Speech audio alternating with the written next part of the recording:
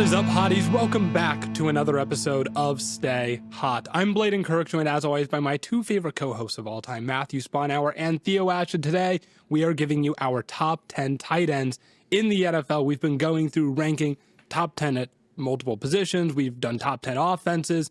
And today, we're doing tight ends. The way we do it, if you're unfamiliar, we each bring together our own top 10 list, and then we use a ranked choice voting formula to construct a consensus Stay Hot top 10 list. And sometimes we go 1 to 10, sometimes we go 10 to 1.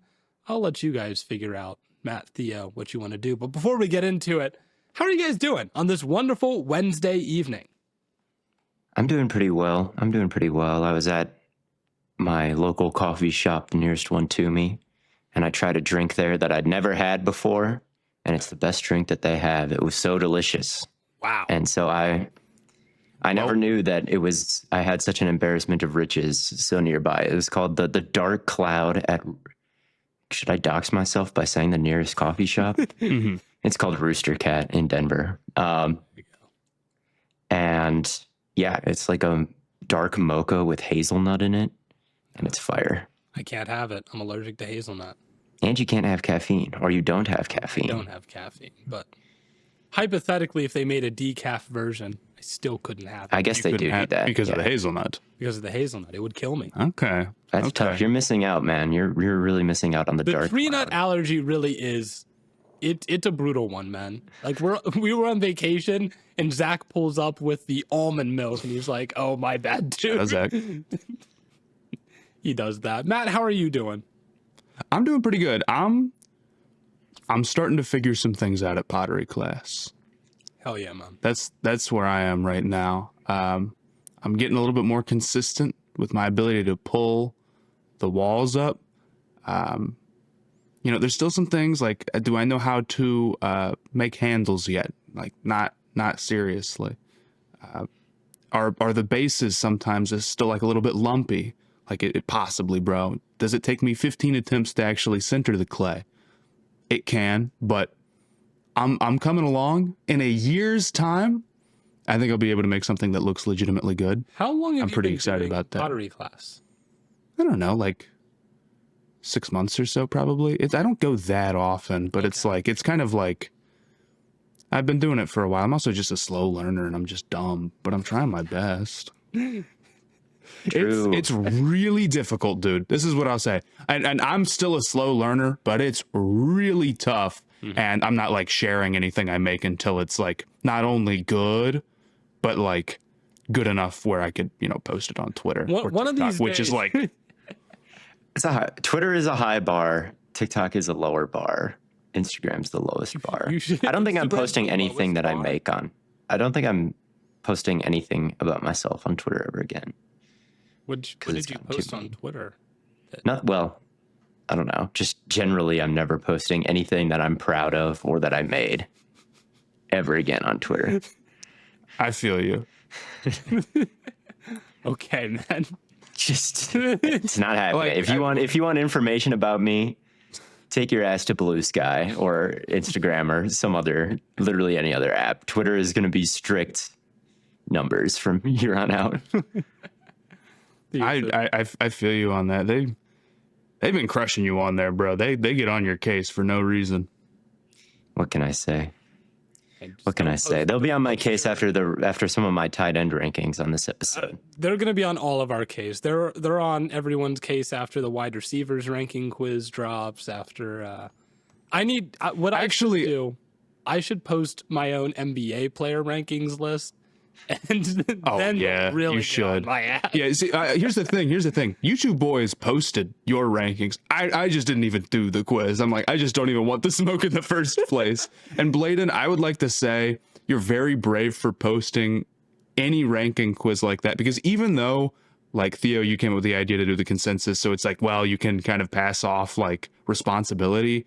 The amount of people who are mad that it's like limited to a certain number of players and you can't have like the 31st guy that's the thing. Ridiculous. It's like there's probably about 6 guys that I left off that you could reasonably be like, yeah, they might be top 30, but like to to add those 6 guys, it adds, I think, an extra 50 comparisons. It just makes the quiz so much longer that it's like, I don't quite know if it's worth it. Now, an idea that someone had that I might incorporate is before you start the list or before you start the quiz, it would give you a list of like on the bubble players. guys. That would be. And you could select like, oh, do you want to include these guys or not? And then another idea that someone had that I really want to look into, but it messes with my algorithm a bunch, so it's going to take me longer, is, and it also requires me to add in the consensus ranking, but just not comparing like Mahomes to Tyler Shuck. You know, like obviously you don't need to do a comparison with those guys, like the very top and the very bottom guys. So I think that's something that I want to look into, because then I can really expand on how many guys are on the list without making the quiz like so long. If you did that, and then you could get the NBA players like really big, because like the thing is that with the NBA players, you can go on and on forever. Like you could do, if you gave someone a top 100 listed, you could do it like in any reasonable amount of time. People would go nuts for that thing because it would be really cool. I asked some of our other mutuals like Ben Pfeiffer what players he thought I should add in there, and he's listing like, I think I left Dame off and Mobley. And he's like, oh, Mobley would have been in my top 15. And I'm like, oh, damn. So, like, I need to figure this stuff out, because there's so much variance on these lists, I feel like. Yeah. There used to be a game on NFL.com where you could make your own top 100 NFL players list, and you physically could not get to the end. Like, me and my friend would spend all of lunch every day in middle school trying to click through the NFL.com player ranking quiz, where it was the same format as you, Blaiden, where you just picked one guy you thought was better. This is probably like 2013, 2012 era. And we never, you just click for, and you never got our rankings. Never. So I never got to rank Clay Matthews as the second best player in the league, as I'm sure I was doing back then. But, yeah. Well, who are the top 10 tight ends? We don't have that on Blaiden.com. So the only way you can get that list is by listening to this podcast. And we got a consensus. I think we should first list the honorable mentions who did not make the top 10. Okay. And then go from 10 to 1, because I feel like this position more than any other has a chance to be kind of wild at the top. Well, there were I'll say there were 4 honorable mentions, and then I'll throw a 5th in that I wanted to include but don't have the balls to. Okay, so the honorable mention. Yes. So, well, I'll start with that one. That's Isaiah Likely. I think Isaiah Likely is really good, but he's gotten to the point where it's like everyone says he's underrated, but no one actually has the balls to put him on their top 10 list, and I'm included in that bunch. So, but I think he's really good. Great, like super fluid after the catch. Pretty great hands. He's just kind of a freak, and he had very similar numbers to Andrew. So I was thinking about it, but I don't know. I just can't quite bring myself to do it yet. No, I totally get you there. Likely is a vertical threat as a tight end. He breaks a bunch of tackles. He's fluid as a route runner, but he's also really fluid before the block. And getting to a spot to pick somebody off kind of in space is something that Likely is really, really good at. So he's a very well-rounded tight end. I think that's a very valuable shout out for honorable mentions, because if Andrews wasn't there, and Likely was getting a little bit more shine, I could totally see Likely being like, oh, well, obviously he's top 10. Because like I was like, man, I could just like rank them right next to each other. But then I was like, I would feel wrong leaving some of the other guys off of this list. So I decided not to. The next actual honorable mention that someone put on their list that didn't make the consensus list was Jonnu Smith. And Theo, I think that's you carrying the load there. Yeah, Jonnu Smith, one of the most underrated ball in his hands guys in the league. He's about as dangerous as anybody catching screens last year and weaving his way through traffic. He caught a crosser against the Rams where he bowled in between 2 people, kept his feet, and then kept going up the sideline, got to the 1 yard line, like a 30-plus yarder. Going over the middle in that Dolphins scheme. And he was pretty reliable too. You know, you don't think of him as necessarily a downfield guy. You think of him as kind of this gadgety screen tight end, but he was doing more than ever of that in Miami last year. Had 884 yards last season, 537 after the catch, 55 first downs. So really, really strong season for Smith last year. I think he kind of peaked at that 10-ish area. Yeah, I think that's fair. He gets going a lot quicker than most other tight ends. I feel like a lot of tight ends' screen game is limited by just how quick these guys can go from getting the ball in their hands to actually turning upfield and getting up to speed. I think there's some guys who like they get screens and I'm like, gee, I don't know. I guess you're trying to play like the size advantage and you want to keep the defense honest and force them to suffer if they're putting out like lighter units against you. But Smith is one of the guys where I'm like, no, he should just be getting screens straight up. Yeah. Because he's really good at turning upfield. So I didn't have him on my top 10, but I don't think that's a bad pick. No, and Theo, you had actually two other guys that you put on your list that ended up. I'm all the honorable mentions. You're all of them except for one. Except for likely, or no. Except for one other. Okay. But I'll say the other two that you had were Hunter Henry and Pat Freiermuth. No one else had Freiermuth? Oh. I put him really high. You did. You had him at like 5. You put him really high, but not quite high enough to make the list. Matt put a guy high enough to make the list, but it was really close. Actually, they got the same amount of points, but somehow that'll be number 10. Matt, you were the only one to put David Njoku, but maybe that's valid because of the Cleveland situation. But I think Freiermuth is one of the more underrated players and someone that I didn't expect to like so much and rank so highly before I started watching him. But he's a big guy. He's really physical with the ball in his hands, like a straight up bully, like bouncing off people, lowering the shoulder. But he also can do some wide receiver things. Like they can split him out, send him on a choice route. You know, he'll move a guy off of his spot with some foot fire and then break the other way, be open. He made a great one-handed catch on a slot fade against the Jets last year where he released against a guy, knocked his arm down, got upfield, and then made like this falling one-handed catch out in front of him. He got a little bit of a help from a pick on that play, but I think the release was still good. And just kind of over and over again, he was doing a wide array of great tight end things, whether it be route running or bruising after the catch or making the one-handed catches or contested catches. He had one against the Eagles that was like really heavily contested, high pointed it above his head. So he just seemed like a all-around beast to me. And a lot of the other tight ends had some of those elements, but not quite all of them in a way that I thought Freiermuth did. I considered him. I don't think that's a crazy take. I kind of feel similar about Njoku, or he did actually make the list, so I'll save it. Just in terms of his all-around ability. I think I feel pretty solidly about the top 3 in terms of like, that's definitely the tier 1. And then after that, there's a handful of guys where I'm like, he's got to be on your list.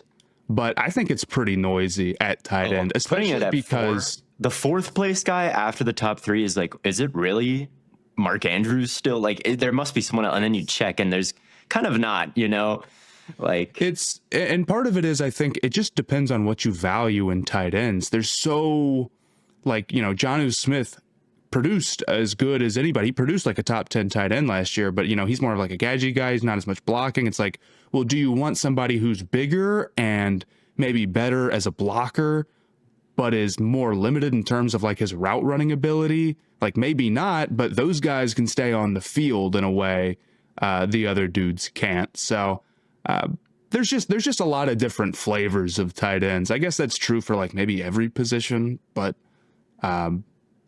it feels particularly true here. Yeah. And then the other honorable mention was Dallas Goedert, who Matt and I had kind of near the bottom of our top 10 list, but did not make the full list. And this was a guy where I was like, he's just so reliable that I just felt like I had to have him on there in some capacity. When he's on the field, like I do feel like we talk about the lack of receiver depth in Philadelphia.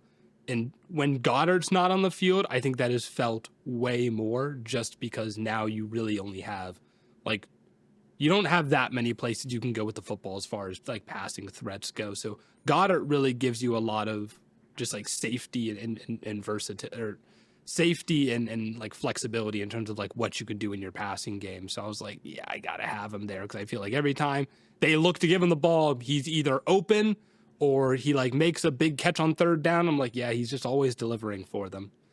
He's still a really valuable deep threat for somebody who really has the ability to be like trusted as a blocker, I guess.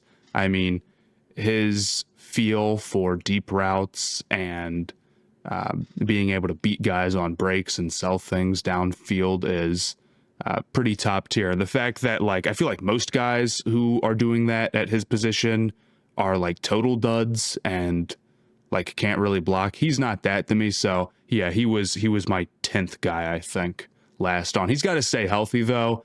And I mean, you could argue that, you know, the Eagles dang near released him, but he's back on like a $10 million deal, which I feel like should probably put him around that 10 range anyway. That deal so just got done today, didn't it? Or yesterday? Yeah, something like that. So I'm sure age and health play a factor into that as well, though. He's always good for a end around in the playoffs when they'll hit him with one end around every playoff run. Yeah, and you know, I think Goddard is a guy too where like his production is good, like it's perfectly in line with like maybe like a 10th guy on this list, but he doesn't get a lot of the work over the middle that I think he maybe could in another offense, right? The Eagles don't go for that quite as much. He still, you know, gets maybe some like back on screens because they like to throw that to him as well, but still. Yeah. Well, let's get into the actual list here. Number 10, Matt. I'll let you take it away. The only one to put David Njoku on the list here. I thought about it, but you actually had the balls to do it, and I'm proud of you for it.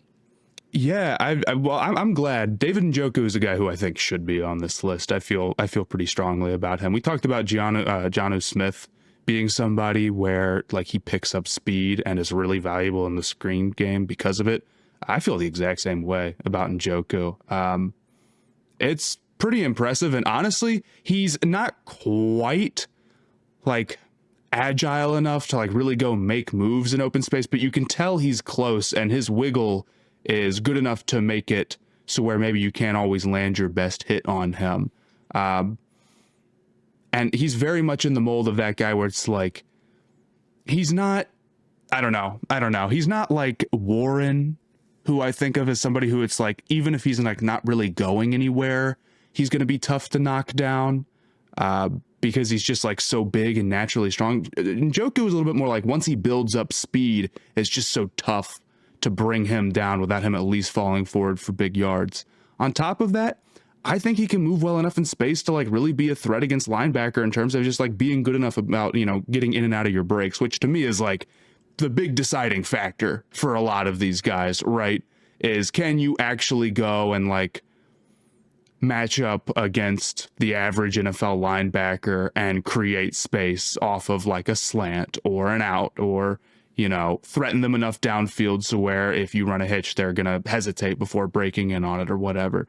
And Njoku is that to me. And then on top of that, like he's got some great out of body or out of frame catches on tape through contact or just not well thrown. The Browns offense obviously is like incredibly yucky, but it wasn't that long ago when he looked really good in a Browns offense that really wasn't that much better. With Joe Flacco, he was putting up huge numbers. And I think if right now you gave him a situation that was looking to go to him a lot, it would be successful and he could put up, you know, I guess big fantasy numbers or whatever. Yeah, all those things are true, where he's a deep threat. He's a screen threat. He's as physical of a route runner and catcher and after the catch guy as there is, and he can really block. If this was last year at the end of that stretch with Flacco, I might have considered putting him at like 4 or 5. But he was one of the more inefficient tight ends last year as part of a terrible offense. And I just didn't ding him that much for that, but I know the numbers were really rough. they are rough, and part of the roughest number is the drop rate for him. As good as kind of the high end stuff is, he had a 10% drop rate last year, which is bad. He had 8 of them. Yeah. So I mean, him and K-Dot Fair. had 7 drops. David Njoku had 6 last year. So, and Njoku missed, 6 games? But he also had more targets, I think, than Otten. He did. He had 90 targets. And he had 24 contested targets, which was second in the NFL behind only Brock Bowers. Yeah. So I think that's fair, but just the physical piece that he is in the passing game, on top of being a good blocker, maybe not like a crazy mover, but a very capable blocker. I think he deserves to be on this list. And I had him pretty high because I think his physical attributes and the threat he provides on the defense is pretty big. Yeah, the one thing that I really was thinking about when I was like, man, should I put him on? Do I do it? Was there's very few people that I feel like I would want to throw a goal line fade to. yeah, And David Njoku's one of them.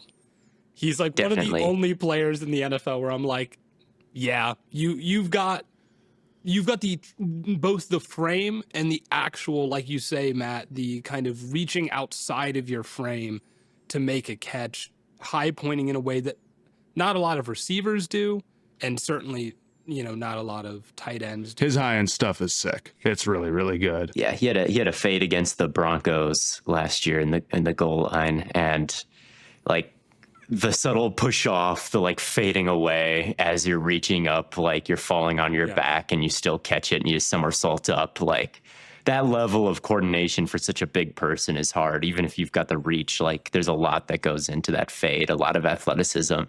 And he's got all that athleticism, not just the frame. So, yeah, I understand putting him here. Hopefully he can bounce back to 2023 levels. And then he would certainly deserve a top 10 placement. He will be Probably on the higher. fantasy team. Trust.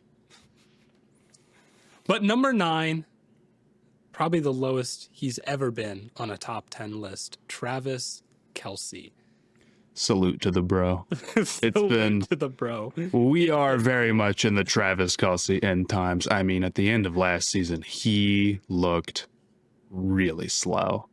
And there's obviously, like, on some level, he, has very good feel, knows where to sit in zone, and him and Mahomes' connection is, like, so good that he's going to be really frustrating for defenses.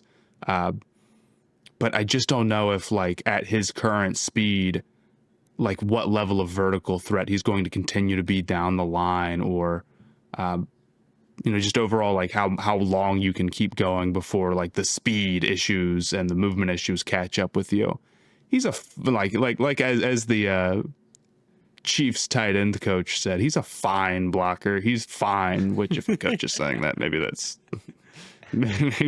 not as great. But I do think there's some potential for an overall Chiefs attack that stretches the field more with better receivers, gives more space for Kelce, and stops defenses from keying in so much on him, because I do think he got more attention than he probably would have in a regular offense last year. So I still have hope that he could have like a pretty nice year if he comes in ready to go. But it's also undeniable, like it could be like any game where it's just over, with him being as old as he is and really starting to show regression. So I'm not going to blame anybody for not having him on their top 10 list, but he's a Bearcat. I'm sitting him out with a salute at 9. I think you still have to put him on, like the reliability and the awareness in zone. Like it's still something that's worth. It's still super valuable. His connection with Mahomes, and especially considering they had nowhere else to go with the football last year. Yeah. I think it is still something worth, saying, okay, that's worth being in the top 10, but it's showing. And he still has some good moments. We're only saying negative things about a guy we have at 9. Like, let's be clear. Like, he got We're saying Hamilton negative real things bad. Like because like normally he's number one or like at That was 2 years ago, though, that he got Hamilton. But he did go off against the Texans. Right. He did go off. That's what I'm thinking of. I'm thinking he had a great touchdown in that game. Yeah, his rumbling, like, catch it over the middle, classic Kelce transition upfield right away from the linebacker, tucks the ball, like Shire can't tackle him. He tries to burn the angle, didn't quite land the stiff arm. I don't think he scored, but that was a great game for him and a little bit of vintage stuff. And I think, yeah, I mean, his understanding of zones and the things he's willing to do to find space is still unprecedented, I think. Like, he'll be running a crosser as the number 3 in trips, right? He'll be running a crosser. And normally you want your first crosser to clear everybody out over the middle, so maybe a second guy can be open. Kelce is just like seeing that there's someone leveraging him. He's turning around, going the other direction against the grain.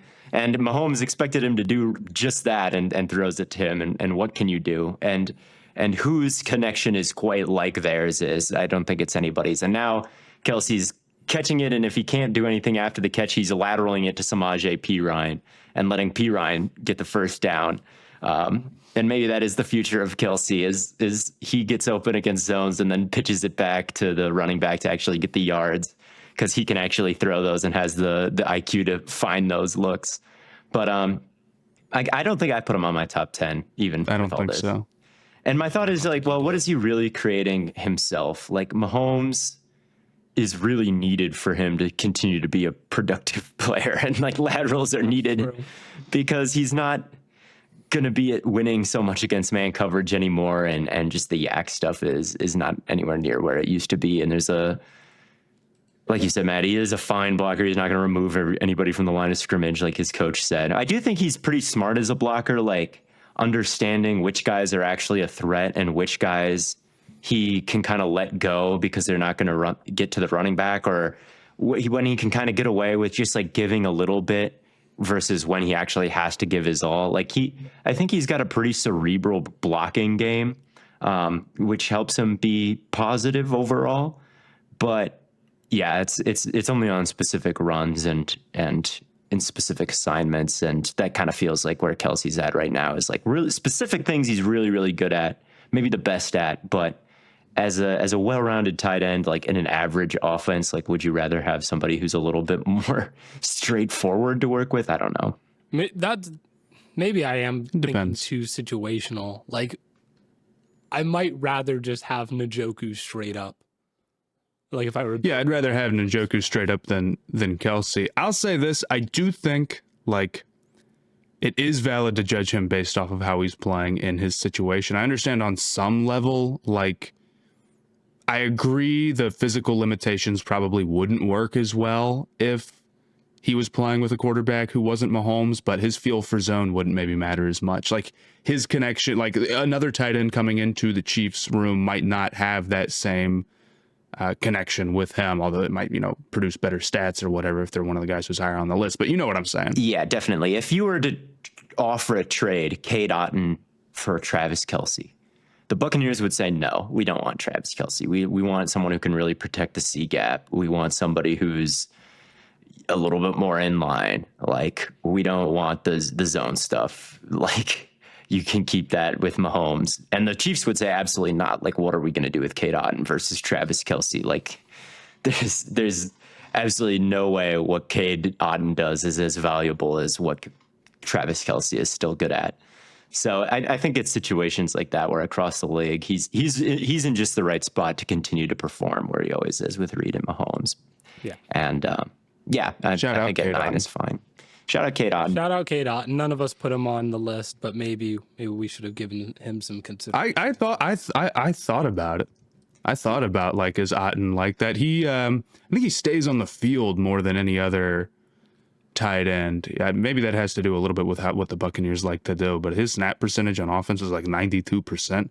Most dudes aren't cracking 85, and a lot of dudes actually are like cracking like 70, That's insane. He's a really great blocker. Had 86 targets to be on the field that much.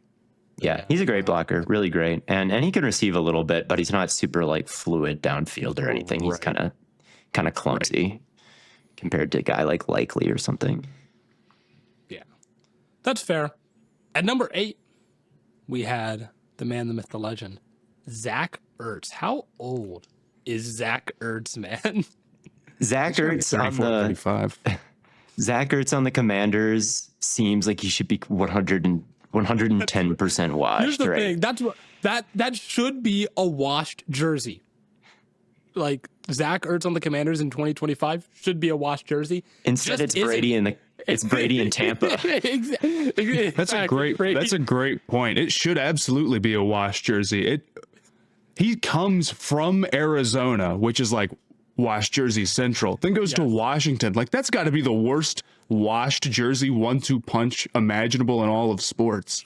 And he put up like 600, 700 yards.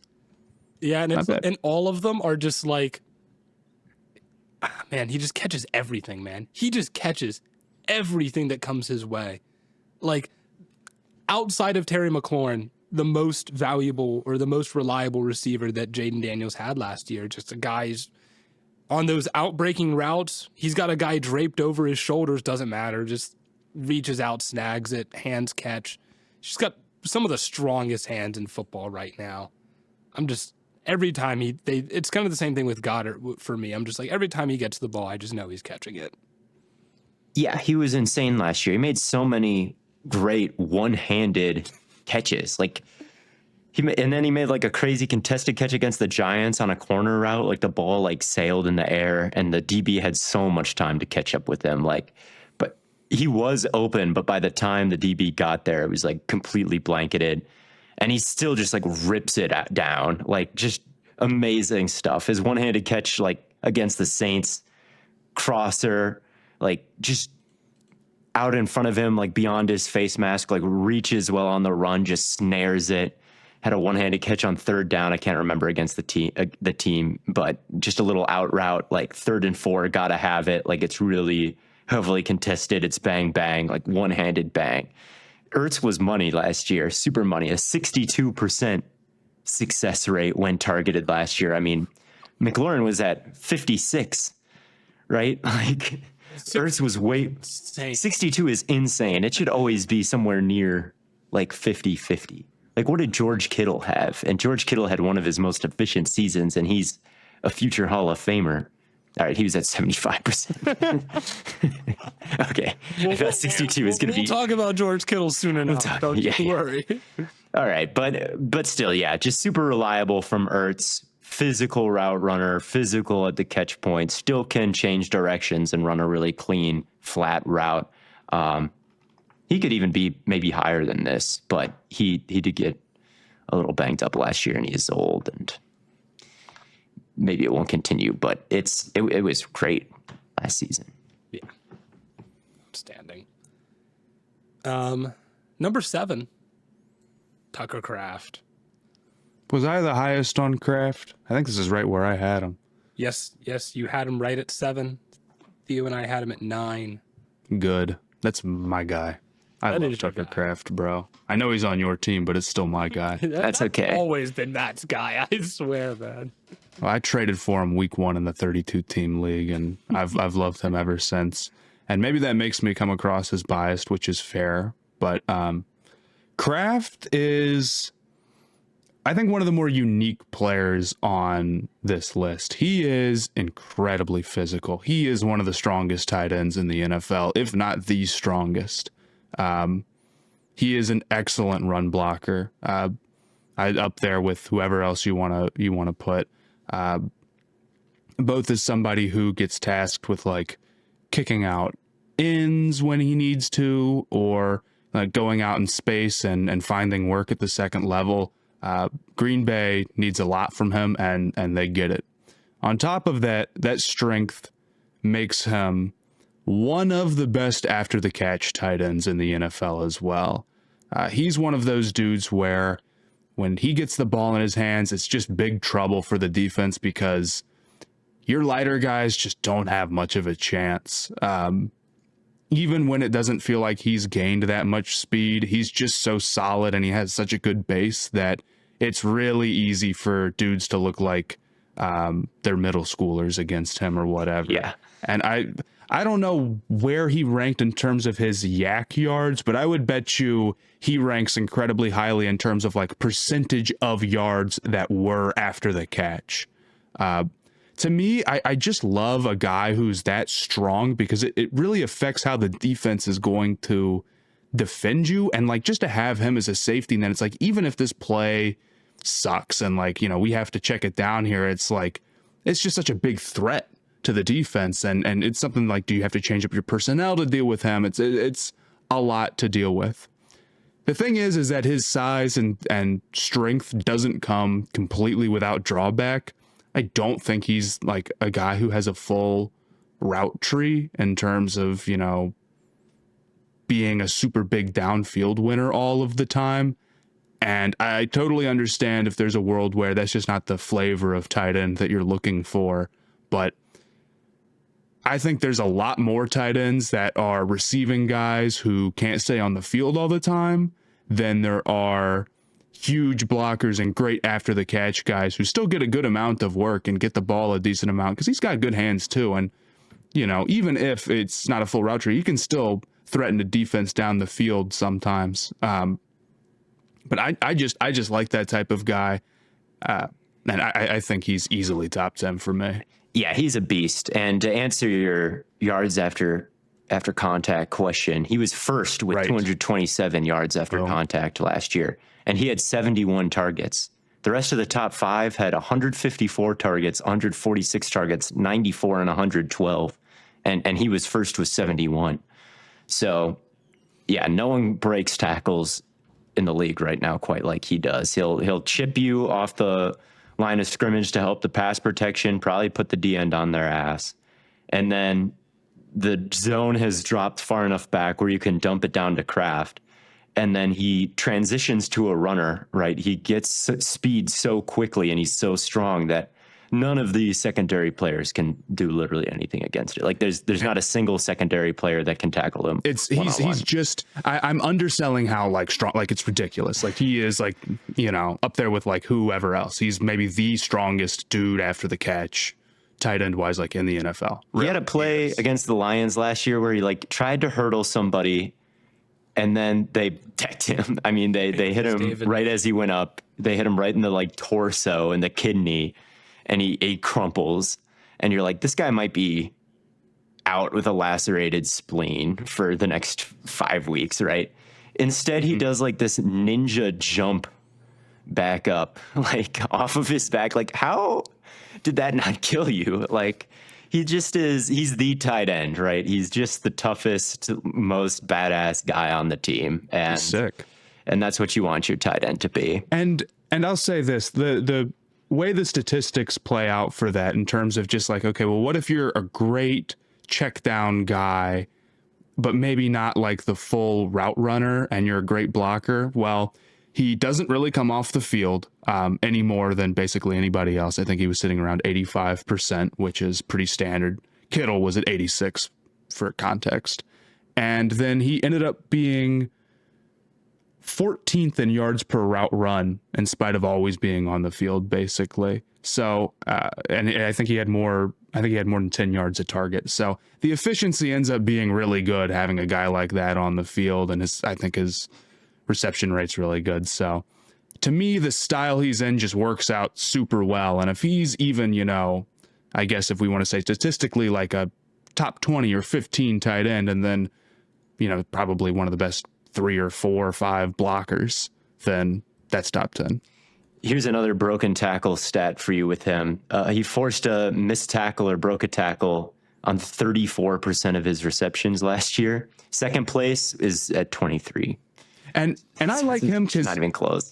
Because he just like won in Green Bay. There was no point where it's like he wasn't like drafted like in the high second round, or it was Musgrave who was high second. Yeah, right? They were both drafted the same year, Musgrave and Kraft. Kraft was a third, was the right? Second guy that was taken. He was like 4th round or 3rd round or something. Right. So I just like that Kraft, like he kind of went into a crowded room, and it's like, and then he just at a point, he just took over, and now he's the guy there. I just think that's beast, man. So he's a beast. He is a beast.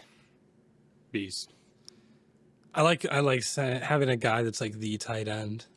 There's a couple more guys who are like that on this list who I would say are the tight end. But Oh yeah. number 6, actually all of these guys going on from 6 to 1 might be in the tight end category, except for maybe one. At number 6, we have TJ Hockenson. Detroit Lions legend, currently Minnesota Vikings legend. This guy might be one of the tight ends guys. Another very, like, what are they doing outside, man? I don't know. But another one of the very sure-handed, good blocker. Just, I feel like he does everything right. I kind of bounce back and forth on where to put him, but I feel like I think he deserved to be in the top 5 conversation on this list here.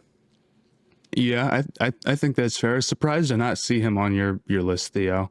I think he's a good blocker, but I think that I think he's an even better deep threat. I was interested to see like how explosive he was going to look coming off of injury, but I thought he still looked really good, especially towards the end of the season. Somebody who can just get up on a linebacker's toes and then break them off often, but also can, run corners and get open that way and sell inside and then break out. He's super complete. And I think if he gets a full season, I mean, we'll see what the Vikings offense looks like, but I could see JJ McCarthy leaning on him an awful lot as somebody who's just consistently winning underneath quickly. And when you pair that, and he's had great statistical production in the past, but you pair it with, not negative blocking, and I think he's a top 10 tight end. Yeah, I think that he's got a really good receiver type of skill set before the catch. Like when he's running routes, there's so much misdirection with him. He just is the ultimate route salesman for a tight end and understands how to get open. I think my main hang up with him was I just really hated how he looked with the ball in his hands last year, like after the catch. Like he was getting smoked. Like it looked dangerous for him every time he got hit. How he looked. I just feel like he like when you're watching all of these guys back to back, and I watched Kraft, right? This is a man in the prime of his career, right? Like he's bouncing off all of these guys. The DBs like cannot even get a finger on him without like getting bucked off the horse. Then you see them hit Hockenson, and he's like getting hit sticked and like peeling himself up off the ground. Yeah, like he's doing a really good job before the catch. But I did kind of wonder if he still had some of the toughness and athleticism that I liked from my top 10. I know the plays you're talking about. I really think like they caught him off guard, bro. It wasn't his fault, man. And maybe it got better. Like he was coming off of the ACL. It's like, yes. If you go and you're just like, let me look at all of his targets on like the pro thing, and you like, there's a handful in like the first 2 or 3 games where like he's just getting like the ball and instantly like clobbering feet going into the air, right? Like I know exactly what you're talking about. It's like Kyle Hamilton, right? It's that type of stuff. So I see what you're saying. I think there's a couple other guys on the list who are also like not that crazy after the catch, and I think Hockenson is such a demon before that. I'm giving him grace, I've decided. Yeah, we can give him grace, and I'm fine with it. I just thought like he had 45 yards a game last year, no touchdowns. Like he was efficient. Those are really basic stats. Like he had a good catch rate and a good, he was efficient when he was targeted. He was moving the chains. But the numbers weren't so ridiculous. And I thought there were some other guys last year. He's such a big name playing in Minnesota. I thought guys like Hockenson kind of had, or Freiermuth, that is, kind of had underrated, better seasons than Hockenson, while not quite getting the recognition. So I went with some different people. Yeah, but I mean, he was coming back from his injury last year. He was. Right? In the middle of the season, he came back from the ACL. So I do think that, having the full off season now, getting back into the... He still looked really good. I was watching some of his games. I'm like, if this is you game like 4 back from the ACL injury, it's like, all right, I think he's going to be perfectly fine. If you're still efficient then, and like, yeah, totally. I mean, it was to the point where I think his first games back, he wasn't even like on the field that often, really. It was that level of like, we're working him back slowly. So I feel pretty confident, but I can still see the concern there for sure. And there's some other injury-prone guys on here as well. Yeah, I mean, in 2023, he was top 5 in yards per route run among tight ends behind McBride, Kelce, Kittle, and Andrews. So I feel confident he can get back to that level. So that's why I definitely left him in that top 5. I put him at 5 personally, but I get it. He's a really good receiver. Well, who do we have next? our next consensus 5 is Mark Andrews, who dude, I had no idea where to put him on this list. Well, I'll say just based on the last play of their playoff game, you would put him outside As of the you top should. 50, you know? Yeah, he is not top 100 if you base it off that. I thought in my analysis of him, I would just ignore that play, even though it was really bad. He fumbled in that game too earlier. Like that wasn't even his only. If you judge him just based on that game, he's like the worst tight end ever. Yes. I had Andrews on my list, but I had him at 10. And here's my 2 issues with him. Number 1 is that he is not good after the catch either. He's like Hockenson level for sure. Like his yards after the catch per reception last year was actually lower. And his overall, like, especially for how many yards he had total, like he really did not do a lot else. Now, to be clear, he is a great deep threat for a lot of the same reasons that Hockenson is good. Andrews is good. I think he's a little bit more salesman-y than he is like maybe like explosive as Hockenson, but maybe that's splitting hairs. Regardless, I think he can do a lot of the same stuff. The difference with Andrews is that he comes off the field a lot more than not only Hockenson, albeit Hockenson, like his snap numbers are all messed up last year because of the injury, but like he comes off the field more than basically any other player on this list, man. His snap percentage is like in the 60s, dude. And that's because he's really, really not that strong of a blocker. To me, I think he's more in that tier below where it's like, okay, this guy is a receiving threat, but he just doesn't do the tight end stuff that great. And I think there's a number of guys in that same tier. Now I have him at the top, and that's why he still made my list of those dudes. And maybe there's some other guys who don't do the tight end stuff like that great on this list, but are like kind of transcendent in terms of their receiving ability, if you know what I mean. But for me, Andrews, I think this is probably a little high for him.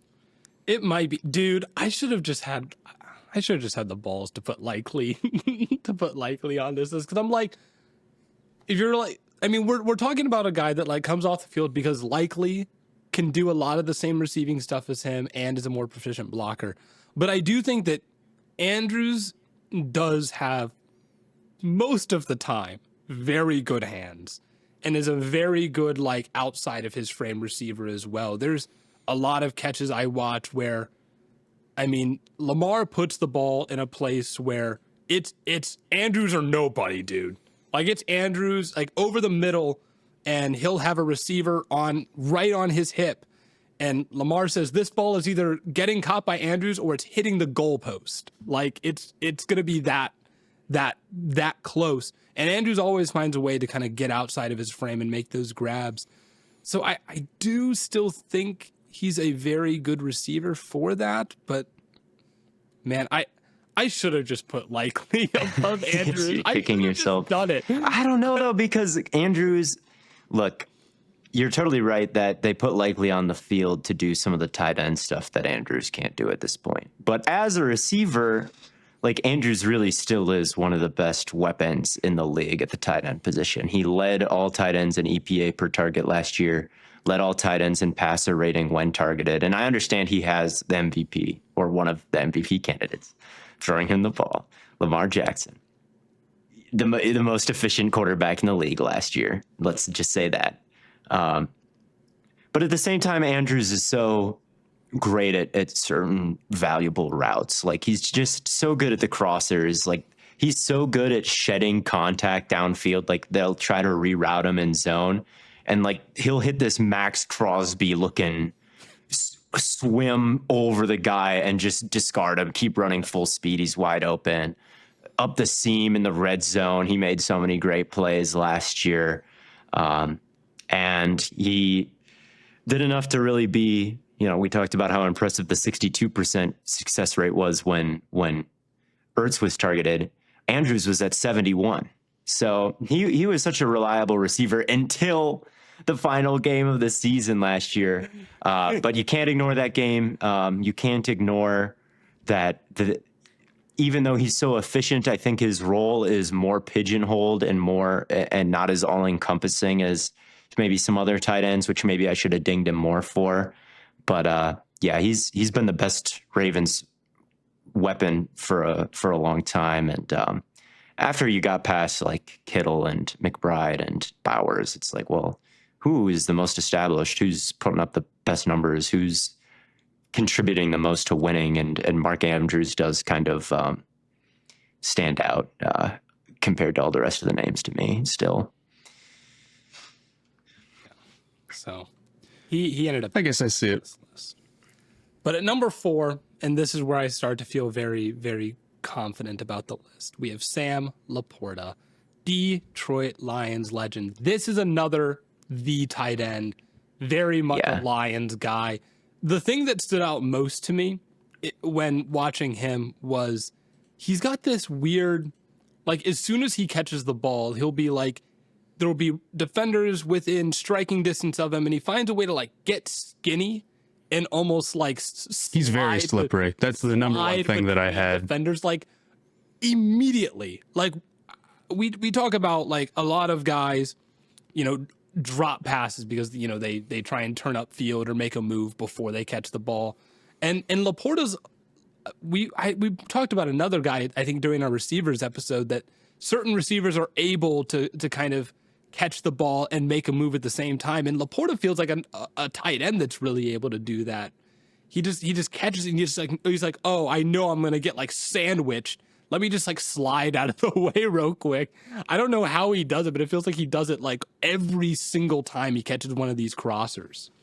Yeah, I totally know what you mean. I mean, I can't think of another way to describe it other than slippery. I don't know specifically like what the movement is that he's doing, but it separates him. And I think it's not only good after the catch, I actually think it's really good when he's trying to find space. Sometimes he can drift back and then cut forward into spots where you don't think he's going to quite get. He's really fast, even compared to some of these other guys. And he's got great feel for the game. He's great in and out of his breaks, and I think he knows where to be. He's working back from the ankle stuff last year, so I don't think his like statistical profile is like quite. I mean, he was like 6th in yards or something. He still had a pretty good, pretty efficient year, all things considered. And I think with tight end, you don't want to just live by the receiving numbers, especially. No. But he ends up getting up here too because I think he's a competent blocker, and the Lions, I feel like, just use him as sort of like a regular tight end, even though he is kind of a little bit lighter. I think he's like 240s or something, maybe 245. So like he's getting down there, but he can still take on some bigger responsibilities at time and handle himself. So if you give me what I think is, you could argue top end receiving threat outside of maybe our top 3 guys here, and then, we're not worried about getting you off the field for running downs, then to me, that's why he's 4. He's physical enough to be willing to get his nose dirty a little bit. So that's all you really need. Definitely. He had a disappointing year, like definitely fantasy wise, going from almost 90 catches last year to 60, yards going from 890 to 726, touchdowns going from 10 to 7.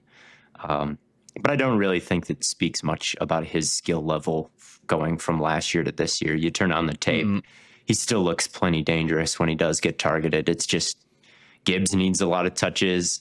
Jamison Williams needs to be a bigger part of the offense than he was in 2023, right? Tim Patrick ended up being pretty reliable. There's just not that many. There's too many mouths to feed, and they like to run the ball too. So, yeah, his production took a downtick, but what also happened? Yards per target went from 7.4 to 8.7. He had the highest on-target catch rate in the league last year. So when he did get an opportunity, he absolutely made the most of it.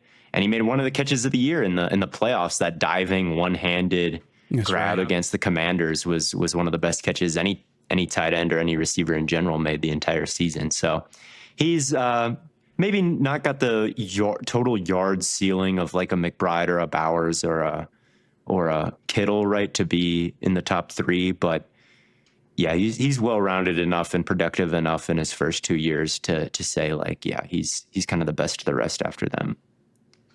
Yeah, he's outstanding. Now let's talk about a stay hot legend at number 3, Trey McBride. You know, it always warms my heart seeing how good Trey McBride is because he was on Stay Hot, and that's it. He was. That's so sick. I love that year we had that round of people. There's been a good number of decent players Dean in there. And Pierce and the punter that we thought was going to get cut, but is now the starting punter for the Vikings, Ryan Wright. Like a shock training camp win. He still follows me on Instagram too. Shout out to him, man. Shout out to Ryan Wright. Yeah, we had a good crop. I think that McBride's the best tight end in the league. I was about to say, we've got to talk about what I'm seeing on my screen right now. Hit us. Just watching the tape, he's better than everybody else. Like, okay. I think, like again, just watching these guys back to back over and over again. And I have a bracket that I'm filling out. That's how I come up with my top 10s, is I put them against each other and watch them all. And you just go through what Bride is doing, and it just looks way different than even like a Brock Bowers. He's like Brock Bowers in that he's crazy fast, and a load to deal with after the catch. But he's way bigger. He's way more physical. He's breaking more tackles. He's got that Tucker Kraft like mentality about him, where no secondary player can really tackle him. And he's built up so much speed at a certain size where it just gets to be too tough to deal with. And that's what you're looking for.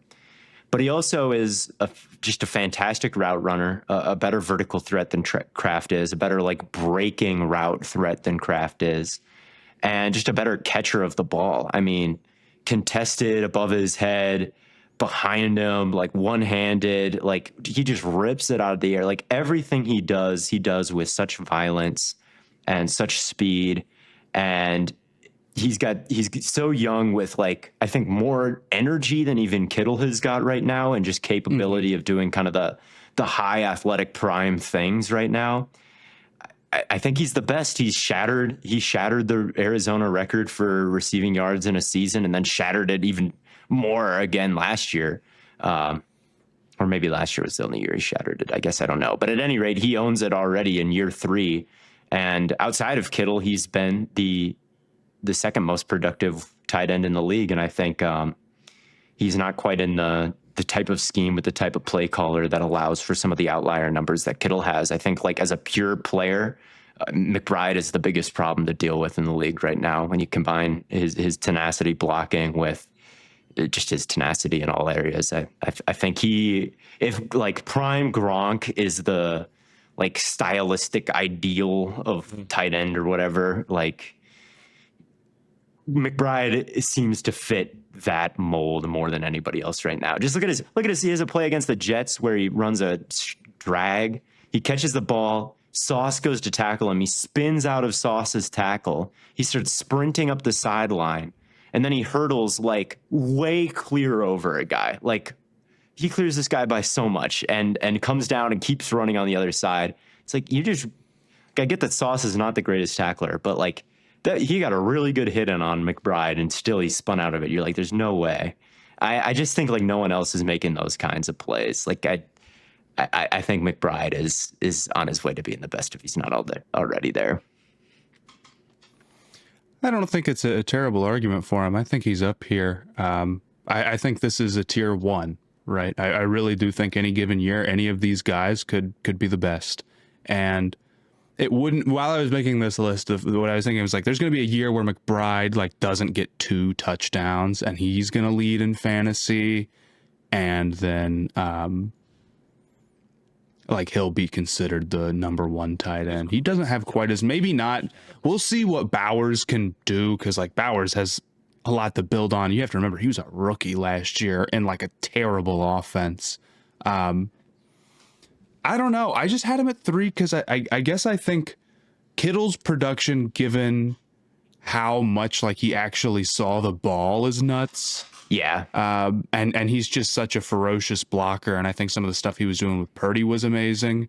And then I thought that Bowers, just like his feel and how much they leaned on him and how much attention he got, had me put him slightly over McBride. But I don't think it's a bad call at all. And even I think like sometimes I think because Kyler doesn't throw over the middle, maybe it limits him being everywhere on the field. But he did see 140 targets, which Yeah, is that's the big thing. Like Travis Kelce saw 149, Bowers saw 148, McBride 139, Ertz 111, and Jonnu Smith 109. George Kittle saw 92 targets and had 1,100 yards and 8 touchdowns.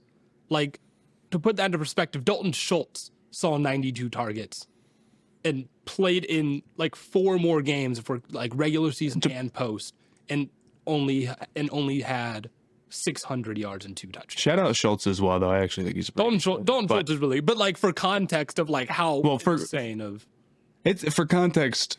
Wan'Dale Robinson saw the ball 40 more times than George Kittle. It truly is. That's the Wan'Dale Robinson 130 targets kills me, dude. Like that's one of the craziest stats. 140 of all of last year. 100. He saw 100. He almost got 40 or 700 30 yards. It was 140 for 699 yards and 3 touchdowns. So he had like 50 targets on Kittle, dude. And it's not like Kittle missed a bunch of time or anything. Oh, he played. He had a solid 42% success rate, Wan'Dale Robinson. And what was Kittle's success rate, Theo? I'm looking at 2 different websites here. So, okay. But yeah, Kittle's was at 70. Was at like 77. So, yeah. But do we want to just say where we've got the top 3 real quick? I think it makes more sense because we're talking. So we have McBride at 3. Mm-hmm. Yeah. Do you want to do it, Matt? You can do it. Sure. It was just McBride at 3, Bowers at 2, and then Kittle at 1. Yeah. I'll say one thing that I changed my mind on. This is why I wanted to bring it up like this. Is that I think I had Bowers as first team All-Pro last year. I think it really probably should be Kittle. Now that Kelce is reaching the point where we're no longer pushing narratives for him, I do need to be more realistic about the blocking stuff. Not that Kittle was better than prime Kelce, because there are levels to this, but Kittle is like a 1A blocker, and then is somebody who is crazy after the catch, and he is like great before the ball is thrown in terms of his route running, and he's somebody who can go up and get it. He had, I forget who it was against, but he had a ridiculous catch in the corner last year. His contested ability is awesome. And when you talk about like Brock, maybe not like, I don't know, because Brock's pretty aggressive, but when you talk about him like getting a lot of help from the team while he's being aggressive like that, it's that Kittle is just so great and so reliable. I mean, he had 92 targets and 78 catches. That's nuts, man. Yeah. So just how important he is and what he's able to do. I think sometimes you can get mad at him because he's had like some frustrating fantasy years. He'll have like frustrating fantasy games, and you're like, well, this is the best tight end. I usually be going nuts. And like on the 49ers, it doesn't always work like that. But he is a guy where it's like, it just doesn't make sense that you can be this strong and this fast and have these ball skills. It's because you can blitz the 49ers and he has to stay into block. That's his problem, is he's not like Kelce, where he's a receiver who gets to, if there's a blitz, he runs a short route and they throw it to him, and that's how they beat the blitz. The 49ers beat the blitz by having Kittle block it up. So because he just doesn't so good at blocking. So it's certain he is the most physical tight end in football. Certain systems. Mm-hmm. I think McBride has got him beat these days, but he's pretty close. And yeah, the numbers last season, the efficiency was ridiculous. I mean, he was an outlier with how good he was. Like it was the best year of his illustrious career by far with what he was able to do on a per target basis. Like he led the league among tight ends with 2.62 yards per route run. That was 3rd in the NFL straight up among like, including receivers in there. Yeah, like, it was not real. And that play you were talking about, Matt, the ridiculous catch in the corner of the end zone, I think it was against the Patriots. I think, but I know it was an audible that Purdy had, and they were at like the 25-yard line, and this audible was for like midfield, so they didn't have enough space to actually run this like double move, and so Kittle just ran out of room at the back of the end zone, and Purdy threw it anyway. And there are two people, like the spacing is like obviously horrible, is what he was talking about after the game, and he's like, he sounded kind of pissed that they even called it. He's like, I guess I caught it though. Like, but he's like, yeah, we were not supposed to run that audible in that part of the field, but I guess I'm just the GOAT, so we got it. Nice. And then with Bowers being it too, I just feel like his strengths are he's great in and out of his breaks, like you said earlier, right? Like he moves in a way that not many other tight ends move. But then I think he's also maybe the best at like setting guys up, and it's crazy because it's so early in his career. But like his ability to get up on a linebacker and then make a move and make a play and get open is the reason why he lead all tight ends in targets, or did Kelce get him by one? Kelce got him by one, I think. Right. So like it's ridiculous. And on top of that, he had, I think, the most yards after catch of any tight end. Now maybe that's a symptom of him getting a lot of targets or whatever, but I think he's a great after the catch player. I love how he uses his body to block off linebackers from getting to the ball. He's somebody who both can go out of his frame, but prefers to stay in frame and sort of position himself so where that makes sense. I really love how he does that. And I mean, the fact that he was this good as a rookie on, again, an offense that sucked is completely different. A lot of people say, like, well, did he get extra work because the offense was so bad? I think the answer is, like, maybe a little, because there wasn't other receiving threats, but it wasn't through lack of him, like, just winning, you know? Like, it was good to go to him, even though, like, his target to yards ratio probably isn't quite as strong as, like, McBride's or, like, Kittle's or B, of course. But I think he's in, like, man, his situation upgraded big time this year. There's going to be a lot more that the Raiders can do, and obviously having Geno versus, what was it, like Aiden O'Connell and right, all that it's going to be one of the worst quarterback situations in the league. And Matt, you're right. People can sit here and be like, oh well, he's the only guy getting the ball. Of course, he's going to put up great numbers. Only 4 tight ends had over 2 yards per route run. They were George Kittle, Dallas Goedert, Trey McBride, and Brock Bowers. So, like, right, he's getting the ball a lot, yes, but he's efficient with it. It's not. I just don't think you can. You just can't spam your way to this in a bad offense. It just doesn't work like that. But I don't think it's like a non-existent sort of thing. Like people being like, it just doesn't work like that. Well, it can sometimes. Calvin Benjamin had 1,000 yards. Terrell Pryor had 1,000 yards. Like, it can happen. Terrell Pryor had 1,000 yards. It can be done, can just get force fed, but that Bowers wasn't getting force fed because it's like, oh well, we have to give him the ball. Well, they're giving him the ball because he's good. Defenses know that he's good, and they just can't stop him. So. I mean, yeah, you can tell when somebody's is getting force fed. Like Nick Nash, if in college football last year. Like had a triple crown, I think. Nick Nash. And he caught like 80% of his accurate passes. Like it's a horrible number. You want to be at like 90 plus. It may have been lower than 80. It may have been like at Quentin Johnston levels because he had like 200 targets or something like that. Major stray on the tight end. He's just the biggest example I've ever seen. He's just the biggest example of this that I've ever seen is Nick Nash being a target merchant. But yeah, Brett Bowers is no target merchant. Like you guys pretty much hit the nail on the head. He just has such good football IQ of exactly where to be at what time. Like Minshew was the quarterback, and you'd think he was with Tom Brady with how he synced with like Minshew's timing and the way he throws the ball, and how Bowers was just always ready to adjust to it. Like it just didn't matter at all to him. It didn't seem to affect him. Like he made it work. He had a touchdown against the Broncos where he ran like a fake crosser and then turned it to the outside. Beautiful route. Like he's looking at He turns and looks for the crosser all the way, right? So the corner starts to drop into trail and chase him across the field. Then Bowers cancels it, turns out to the sideline. The ball is like sailing, like it's coming down behind him, like straight down out of the sky, like a beach ball that Minshew threw.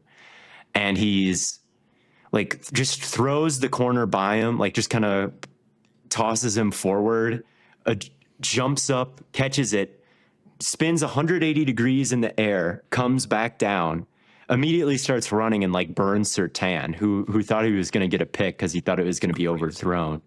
But Bowers just adjusted to it.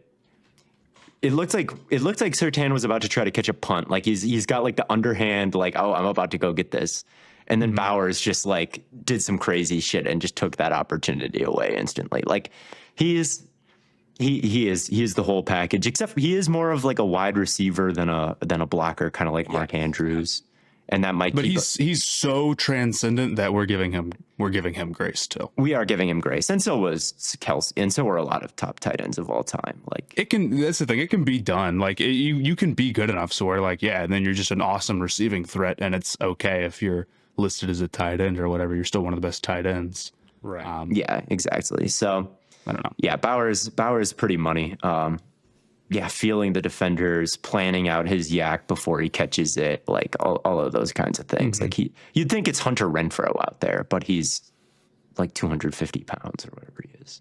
Yeah, he rocks. But that's the list. We'll go through it one more time just so that everyone knows. At number 10, we have David Njoku. Number 9, Travis Kelce. Number 8, Zach Ertz. Number 7, Tucker Kraft. Number 6, TJ Hockenson. Number 5, Mark Andrews. Number 4, Sam LaPorta. Number 3, Trey McBride. Number 2, Brock Bowers. And number 1, George Kittle, with honorable mentions going to Pat Freiermuth, Dallas Goedert, Hunter Henry, Jonnu Smith, and Isaiah Likely. Shout out Hunter Henry. We didn't talk about him at the beginning, but I did put him on my list somewhere. You did. You put him at 8. Shout out. He's also very bad after the catch, but it's not because he's washed. It's because he presses A to make a possession catch and just goes down. The Tyler Lockett special. He does everything right before that, and then he catches it, and he's like, all right, we're settling it down. And you know what? Tyler Lockett. If I was a tight end, that's what I would do. If I was making a catch over the middle, I'd do the same thing. I get it. And maybe that shouldn't be the bar. You know, maybe we should be asking NFL players to do more than what you and I would do. What are you trying to say? You know, I'm wrong, actually. Every NFL player should do exactly what Matthew Spanauer would do. I'm just saying it's understandable. I'm saying what would Spanauer? Hunter, I get it. WWSD. I was asking myself, what would if you're not good after the catch, what's the harm in just going down? But justice for Freiermuth, though, I had him at 5th, and he didn't make this list. Him and Njoku had the same number of points, but the list, when I sorted, you lost the mysterious tiebreaker. the mysterious tiebreaker. Strength of schedule got me. It's like the Seahawks. It's just the Browns are just cool. Browns versus Steelers tax. Let's think. The not so. Yeah, I don't know what happened, bros. And Bowers and McBride had the same number of points, and Bowers won that tiebreaker for some reason. But that's because we both had him at 3, I think, and that's why it went to him. Maybe I don't know. So or maybe Matt, it was just random. So Matt and I had the same order for the top 4 of Kittle, Bowers, McBride, LaPorta. Theo had McBride, Kittle, Bowers. I'm guessing it's because, we had McBride at 3, even though Theo had him at 1. It valued having 2 2s in a 3 over. That doesn't make any sense. 2 2s in a 3 over a 1 and 2 3s. I don't know if I agree with that, but maybe. Regardless, that's where we're at. That's where we're at. That is where we're at. But thank you all so much for tuning in to another episode of Stay Hot. We'll get the Marv video out one of these days. It'll be happening. It'll happen one of these. People have commented on, or they'll tweet at us. When's the Marv video coming out? Like we our first month of doing the new schedule on the Twitter account, we got everything but 1. I'm pretty happy with that. Next month is going to be everything, bro. Next month it's going to be everything. That's true. But until then, until that new schedule drops, thank you all. And as always, from your favorite 3 fellas here at Stay Hot, we will catch you on the flippity flop.